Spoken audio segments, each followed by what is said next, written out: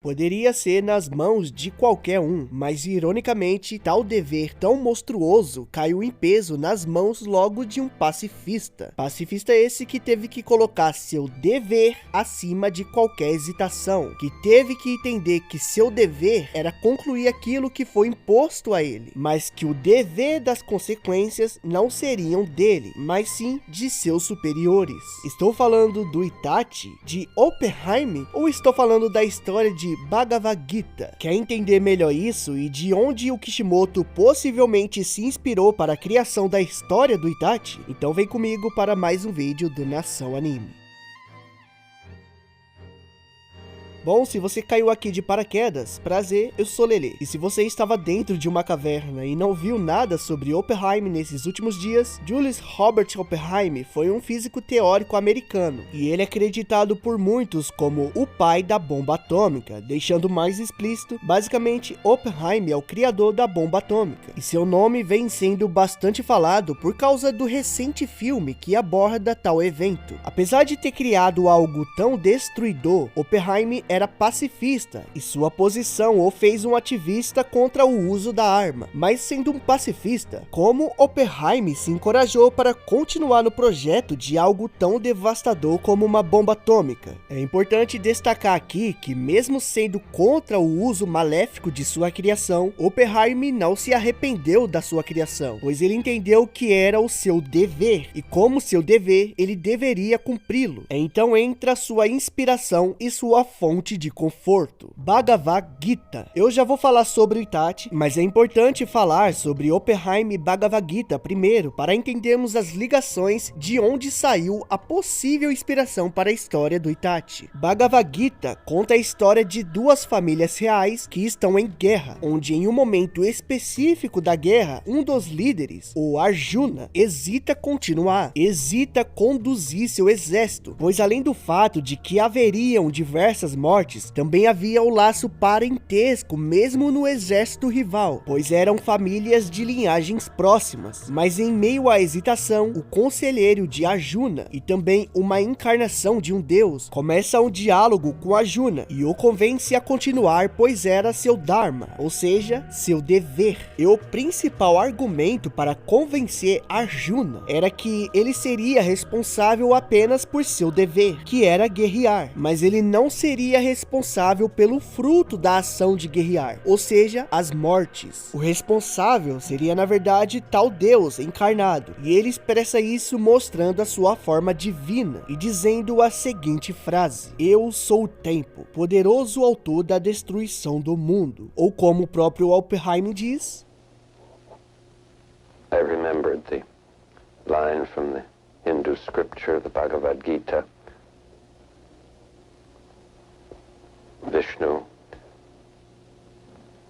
is trying to persuade the prince that he should do his duty, and to impress him takes on his multi-armed form and says, now I am become death, the destroyer of worlds.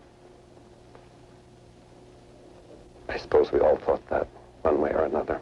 Após isso, Arjuna entendeu o verdadeiro significado de Dharma, do dever, e toda a confusão em sua cabeça foi destruída. Oppenheim deve ter se agarrado a essa história até mesmo para evitar um sofrimento maior do fato dele, como pacifista, ter criado algo que simboliza a destruição de milhares de vidas. E aí entra a história do Itachi. Bom, acredito que todos já conhecem, mas dando uma resumida, no passado haviam muitas guerras brutais, onde nem mesmo as crianças escapavam dessas guerras. Até que um dia tudo mudou, quando os líderes dos dois clãs mais poderosos decidiram não só cessar o conflito entre eles, como também se unirem. A união entre eles deu origem à tão famosa Vila Oculta da Folha, que tinha como objetivo inicial ser um lar onde as crianças não precisariam guerrear. Hashirama, líder do clã Senju, queria que Madara, líder do clã Uchiha, fosse o Hokage, o representante, mas Tobirama, Tobirama, seu irmão mais novo, mais o conselho, decidiu que Hashirama seria o primeiro Hokage. Madara com o tempo percebeu que essa paz não seria para sempre, que o medo e até mesmo o preconceito iria fazer com que um dia o seu clã fosse erradicado. E essa decisão sobre quem seria o Hokage já era o comecinho disso tudo. Madara, como líder, tentou convencer todos do seu clã para saírem dali, mas ninguém lhe deu ouvido. Após isso, quando Hashirama veio a falecer, Tobirama, seu irmão, assumiu o posto de Hokage. E como Hokage, ele criou algumas coisas, como a força policial, onde ele colocou logo os Uchihas para exercer tal posto. Apesar de ser uma posição de poder, era na verdade um falso poder, pois o objetivo real do Tobirama era observar os Uchihas e tê-los em sua mão, e fazendo deles os policiais era uma maneira de mantê-los na linha. Sempre teve essa desconfiança do Tobirama em relação ao clã Uchiha, que eram frutos de suas guerras passadas. Então já tínhamos aí a decisão de que não teria um Uchiha como Hokage e os Uchihas sendo vigiados como policiais. Para piorar para o lado dos Uchihas, anos depois houve em Konoha o ataque da Raposa de 9 Caudas, que resultou na morte do quarto Hokage e de outros ninjas. Tal evento manchou ainda mais a imagem dos Uchihas, pois a raposa estava sendo controlada e os Uchihas com seu poder ocular eram os únicos que poderiam fazer isso. Então após o evento, os Uchihas foram mandados para uma área específica da vila, uma área fechada cercada por muros. Mas não demorou muito tempo para os Uchihas começarem a perceber o que estava acontecendo e começaram a pressionar seu líder, Fugaku, para aplicarem um golpe de estado. O filho de Fugaku, Itachi Uchiha, além de Uchiha, ele era também um caçador Anbu, onde fazia missões secretas para Konoha. Por ser poderoso, Fugaku contou seus planos para Itachi, não só por ser poderoso, mas também porque Itachi poderia pegar informações de Konoha para os Uchihas. Entretanto, isso não aconteceu da maneira que Fugaku queria. Acontece que Itachi presenciou a guerra quando ainda tinha 4 anos de idade. Desde lá, Itachi se tornou um pacifista e sempre repudiou qualquer tipo de conflito. Ao perceber que tal ataque de estado iria trazer a morte de milhares de pessoas, Itachi contou para os líderes de Konoha quais eram os objetivos dos Uchihas. Então, entra sua terrível missão. Itachi recebeu a missão, o dever de exterminar o seu próprio clã para evitar uma guerra onde milhares de pessoas iriam morrer. Apesar de não ter milhares de pessoas em Konoha, a baixa que Konoha levaria iria fazer com que outras vilas tentassem tomar a região, o que iria acabar causando uma guerra mundial, como foi dito.